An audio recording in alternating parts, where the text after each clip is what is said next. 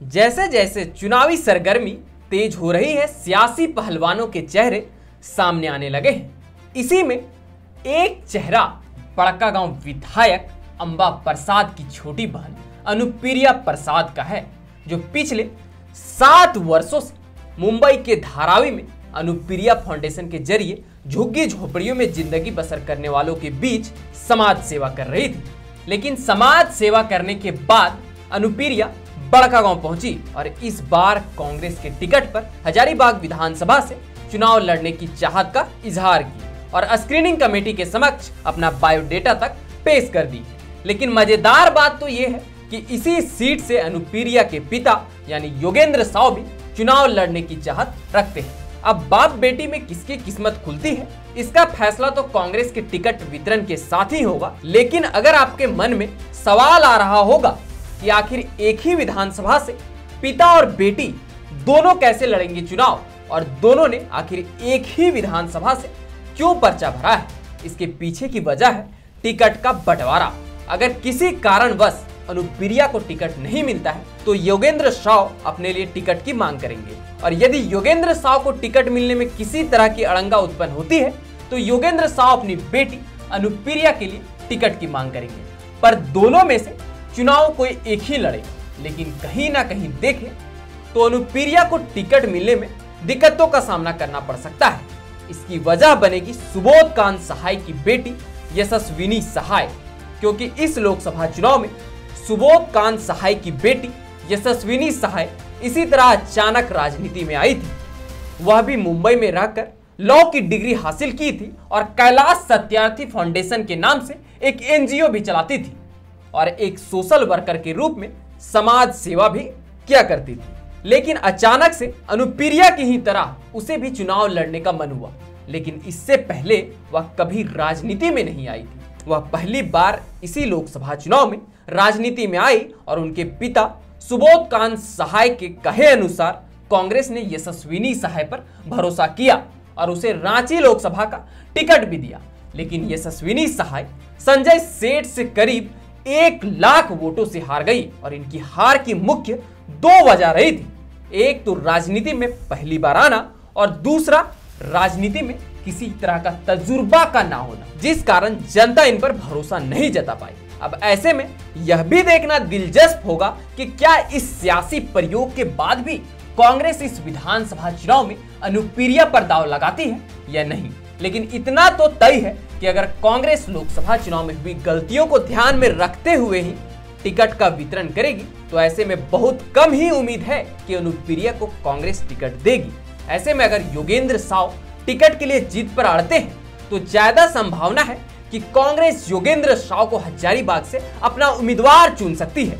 लेकिन सूत्रों का दावा है कि भाजपा के इस किले पर योगेंद्र साव की नजर है और वह अपनी बेटी अनुप्रिया को ही चुनाव लड़वाना चाहते हैं। पिछले 2 चुनाव से लगातार हार का सामना कर रही कांग्रेस के पास अनुप्रिया के रूप में युवा पिछड़ा चेहरा के साथ ही एक आकर्षक और तेज तरार महिला चेहरा भी होगी।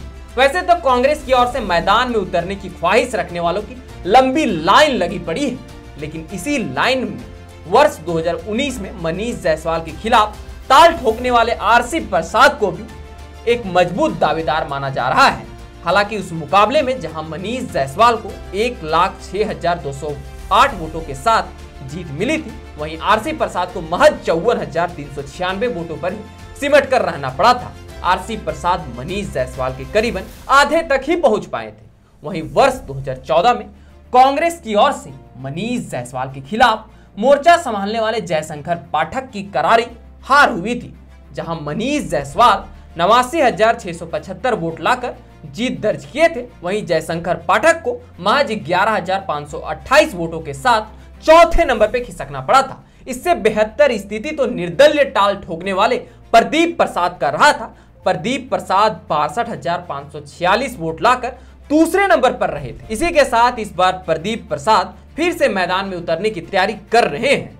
लेकिन इसी के साथ आपको याद दिला दे कि आज भले ही हजारीबाग को भाजपा के किला के रूप में प्रस्तुत किया जाता हो, लेकिन जिस तरीके से मनीष जायसवाल ने वर्ष 2014 और 2019 में लगातार जीत दर्ज करने का रिकॉर्ड बनाया, ठीक उसी प्रकार का रिकॉर्ड वर्ष 2005 और 2009 में सौरभ नारायण सिंह के नाम पर बना था। लेकिन जब से भाजपा ने सामाजिक समीकरण को साधते हुए वैसे चेहरा के रूप में मनीष जायसवाल को आगे किया, उसी वक्त से कांग्रेस के हाथ से यह सीट खिसकती दिखलाई देने लगी। मोदी लहर में हार जीत के बीच का फासला भी बढ़ता गया। इस हालात में अनुप्रिया प्रसाद एक सही खोज साबित हो सकती है।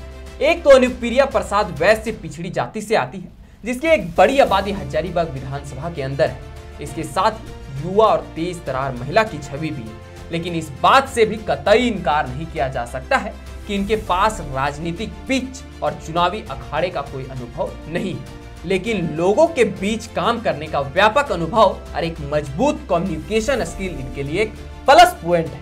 और रही बात चुनावी अखाड़े के अनुभव की, तो इसकी कमी अंबा प्रसाद और योगेंद्र साव के अनुभव से पूरा किया जा सकता है। हालांकि कांग्रेस में अभी जिन और भी दावेदारों के ओर से अपना बायोडेटा पेश किया गया है, अभी उसकी भी समीक्षा की जा रही है।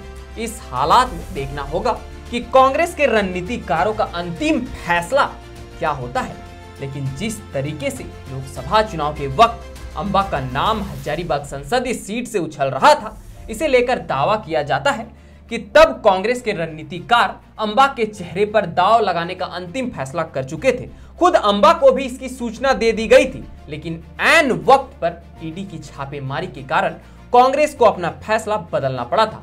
उस हालात के बाद इस बात की पूरी संभावना है कि कांग्रेस इस बार अनुप्रिया के चेहरे पर दांव लगाकर अंबा और योगेंद्र साव की चाहत को पूरी करेगी, क्योंकि तमाम कोशिशों के बावजूद भी इस दल बदल के दौर में अंबा पाला नहीं बदली। लेकिन अनुप्रिया का टिकट मिलना इस बात पर भी निर्भर करता है कि भाजपा किसे अखाड़े में उतारती है। भाजपा की ओर से एक नाम तो मनीष जायसवाल के बेटे का भी सामने आ रहा है। कहा जा रहा है कि मनीष जायसवाल भी अपने बेटे को आगे कर हजारीबाग सीट पर अपनी दावेदारी को बनाए रखना चाहते हैं। लेकिन इस सीट पर भाजपा के पूर्व अध्यक्ष दीपक प्रकाश की नजरें गड़ी हुई है। पिछले कई वर्षों से वह लगातार इस सीट पर अपना दावा ठोकते रहे हैं। यदि भाजपा की ओर से वैसे चेहरा को ही आगे किया जाता है, तो उस हालात में अगड़ी जातियों का रुख क्या होगा, यह भी देखने वाली बात होगी।